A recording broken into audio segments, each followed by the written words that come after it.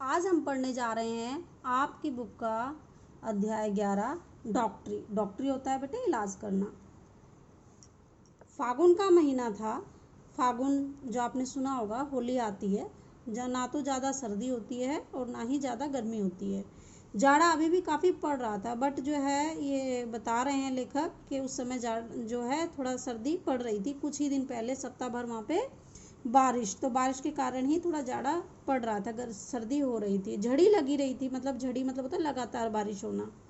विशंबर बाबू ने एक मोटा सा कंबल ओढ़ रखा था सर्दी के कारण। तो गुप्ती जो है टोल के विशंबर बाबू पालकी पर सवार होकर सप्तग्राम जा रहे थे।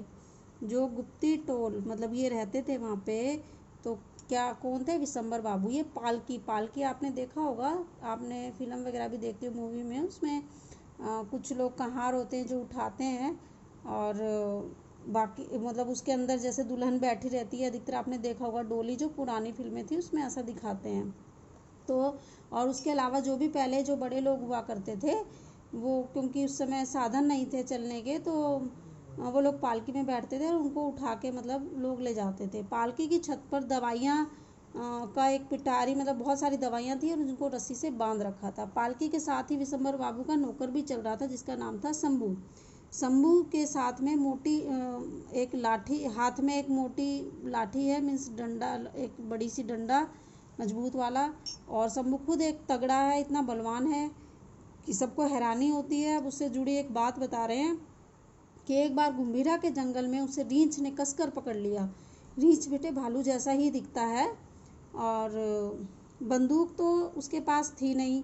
मतलब जब उसने पकड़ा तो बंदूक नहीं थी, बट जो है इतना साहसी था, वो ताकतवर था कि बस एक ही लाठी उसने मारी, भिड़ के उसमें तो भिड़ गया, रींछ से लड़ने लगा और दोनों में खूब लड़ाई हुई।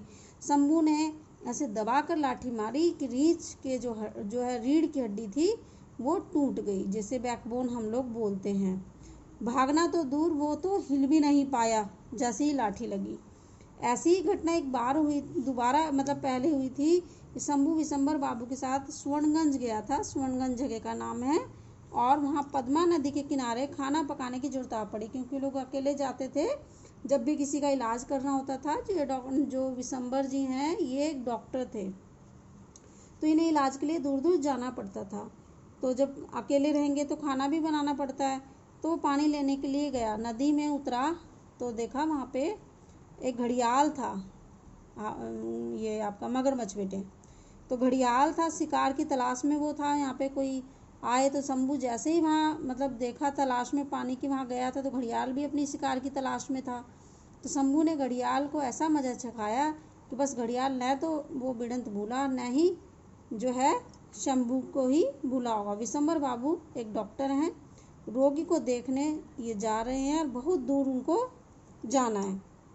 स्टीमर घाट के स्टेशन मास्टर जो थे, जो रेलवे स्टेशन होता है वहाँ का जो स्टेशन मास्टर होता है, मधु विश्वास का छोटा लड़का बीमार है वहाँ पर। जैसे कि हम लोग डॉक्टर्स को बुलाते हैं घर में कोई बीमार होता है, तो ऐसे ही वहाँ के जो स्टेशन मास्टर हैं उनका नाम है मधु विश्वास। उनका जो छोटा बेटा है वो बीमार है और वो बहुत ही कष्ट में है। उसका ही इलाज के लिए, डॉक्टरी के लिए जो हमारे विशंबर बाबू हैं वो जा रहे हैं। विशंबर जो है इनको जो पहुँचते पहुँचते एकदम शाम हो गई है। सांझ मतलब शाम।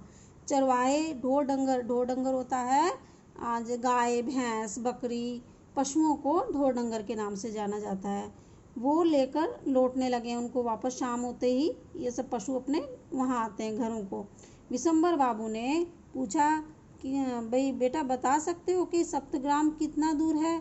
तो चरवाहा बोलता है कि जी आप तो अभी 7 कोस दूर होगा यहाँ से, और आज रात आप वहाँ नहीं पहुँच पाएंगे, क्योंकि राह मतलब रास्ता, रास्ते में डाकुओं का पुर है, मतलब यहीं पे उनका डेरा है, वो यहीं रहते हैं। डॉक्टर बोले क्या करें बेटा, रोगी कष्ट में है, जाना तो होगा ही। चलते चलते रात के 10 बज गए और अचानक क्या हुआ, रस्सी जो थी जो वो उन्होंने दवाइयाँ वगैरह रखी हुई थी बांध के, वो रस्सी खुलते ही सब गिर गई, और पालकी की छत से जब वो नीचे गिर गई तो शीशियाँ जो थी कांच की वो टूट गई। पिटारी को फिर कस से बांध दिया गया, मगर तब तक एक और आफत आ पड़ी कि लगभग 2 कोस दूर ही गए होंगे कि पालकी का डंडा तड़तड़ाकर टूट गया और पालकी नीचे जमीन पर आ गिरी। पालकी हल्की लकड़ी की बनी थी और डॉक्टर विशंबर बाबू थे भारी भरकम, मतलब हेल्थी थे। फिर तो रात वहीं काटनी पड़ गई, कोई और चारा भी नहीं था उनके पास, चारा मतलब उपाय। डॉक्टर साहब ने घास पर कंबल बिछा दिया और लेट गए। लालटेन पास ही रखी थी।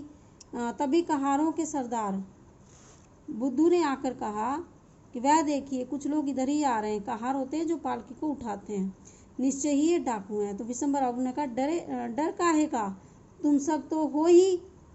तो बुद्धू बोला बगलू भाग गया है। ये सब उनके नाम है जो कहार उनको पालकी को उठा रहे थे, विशंबर बाबू जिसमें बैठे थे। उधर पल्लू भी दिखाई नहीं दे रहा है, बक्सी जो है वो भी झूठ-मूठ में छिप गया है, और विष्णु तो डर के मारे उसके तो हाथ पैर ही फूल गए हैं। यह सुनते ही डॉक्टर साहब जो थे वो मारे डर के एकदम थरथर कांपने लगे, क्योंकि वहाँ कोई बचा ही नहीं था। वे चिल्लाए शंभू शंभू। तो शंभू बोला जी साहब। तो डॉक्टर साहब बोले अब क्या होगा। अब शंभू बोला डर काहे का, आप क्यों डरते हैं डॉक्टर साहब, मैं हूँ तो। डॉक्टर साहब बोले पर वे तो 5 हैं और भाई तुम तो एक ही हो। शंभू बोला मैं तो हूँ। शंभू ने अपनी लाठी जो है वो तानी, एकदम हाथ में पकड़ी और ऊंची छलांग भरी और गरज कर बोला खबरदार, यहाँ पे आप जो है डाकू ये सब देखकर एकदम हंसने लगे कि भाई अकेला कैसे बोल रहा है हमें खबरदार, और वे बिना रुके आगे बढ़ते चले गए, नहीं डरे।